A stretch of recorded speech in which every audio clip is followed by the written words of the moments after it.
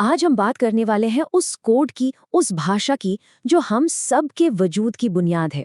जरा सोचिए, एक ऐसी इंस्ट्रक्शन मैनुअल जो हर जिंदा चीज के अंदर छिपी है और यही बताती है कि उसे कैसा दिखना है, क्या बनना है और काम कैसे करना है। तो सवाल ये उठता है कि आखिर ये कौन सा रहस्यमय कोड है जो एक नन्हे से बैक्टीरिया से लेकर एक बहुत बड़ी व्हेल तक हर जिंदा चीज की कहानी लिखता है। चलिए आज इसी का पता लगाते हैं। अब देखिए, ये कोई डिजिटल कोड नहीं है। ऐसा नहीं कि इसमें बस वंस एंड जीरोज हों जैसा कंप्यूटर में होता है। नहीं, जिंदगी का कोड इससे कहीं ज्यादा कॉम्प्लिकेटेड और कह सकते हैं खूबसूरत है। ये तो एक बायोलॉजिकल जीती जागती भाषा है। और इस कोड का नाम है न्यूक्लिक एसिड। ये असल में बहुत बड़े मॉलिक्यूल्स होते हैं जो हमारे शरीर की हर एक चीज के लिए निर्देश रखते हैं। मतलब हमारी आंखों का रंग क्या होगा से लेकर हमारे सेल्स कैसे काम करेंगे, सब कुछ। देखा जाए तो ये जिंदगी की भाषा के अक्षर और शब्द हैं। तो चलिए अब न्यूक्लिक एसिड की दुनिया के दो सबसे बड़े हीरोज से मिलते हैं। नाम तो इनके शायद सुने ही होंगे, पर ये करते क्या हैं असल में? अच्छा, इसे समझने का एक बहुत ही आसान तरीका है। डीएनए को एक लाइब्रेरी में रखी मास्टर ब्लूप्रिंट बुक की तरह सोचिए, जिसमें सारे के सारे ओरिजिनल इंस्ट्रक्शंस हैं। और वहीं आरएनए उस ब्लूप्रिंट की एक वर्किंग कॉपी की तरह है, जिसे आप फैक्ट्री फ्लोर पर ले जाते हैं ताकि असली काम पूरा हो सके। मतलब एक मास्टर प्लान है और एक है एक्शन प्लान। ठीक है, तो अब हम इन दो बड़े किरदारों से तो मिल लिए। अब जरा और गहराई में जाते हैं और देखते हैं कि आखिर बने किस चीज से हैं। मतलब इनकी सबसे छोटी, सबसे बुनियादी यूनिट क्या है। देखिए, न्यूक्लिक एसिड ना असल में बहुत लंबी लंबी चेन या श्रृंखलाएं होती हैं। साइंटिफिक भाषा में इन्हें कहते हैं पॉलीमर। मतलब एक ही तरह की छोटी छोटी यूनिट से बनी कोई बड़ी चीज। अब इस चेन की हर एक कड़ी या कह लीजिए हर एक मोती कहलाता है न्यूक्लियोटाइड। और इन्हीं न्यूक्लियोटाइड्स को एक के बाद एक जोड़कर डीएनए और आरएनए बनते हैं। तो सवाल है कि इस एक कड़ी यानी न्यूक्लियोटाइड में होता क्या है? हर न्यूक्लियोटाइड के 3 हिस्से होते हैं।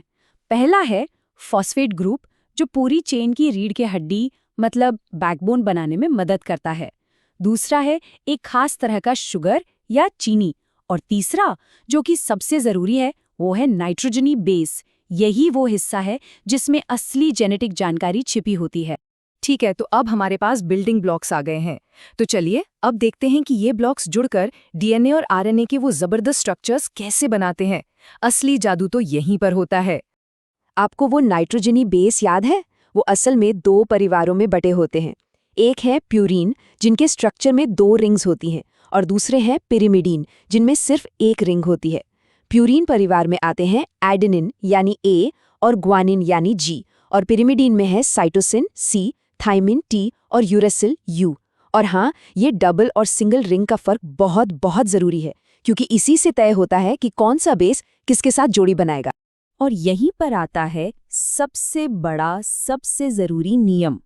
डीएनए में बेस पेयरिंग का ये नियम बड़ा सख्त है। एडेनिन यानी ए हमेशा सिर्फ और सिर्फ थाइमीन यानी टी के साथ जुड़ता है, और ग्वानिन जी हमेशा सिर्फ साइटोसिन सी के साथ। ये जो पक्की जोड़ी है ना, यही इस बात को पक्का करती है कि जेनेटिक कोड एक पीढ़ी से दूसरी पीढ़ी तक बिना किसी गड़बड़ी के कॉपी हो। और फिर जब ये सारे टुकड़े एक साथ जुड़ते हैं, तब जाकर हमें डीएनए का वो आइकॉनिक स्ट्रक्चर मिलता है, डबल हेलिक्स। ये बिल्कुल एक घुमावदार सीढ़ी की तरह है, जिसके दोनों किनारे तो शुगर फॉस्फेट से बने हैं और सीढ़ी के जो डंडे हैं वो इन्हीं बेस पेयर से बने हैं।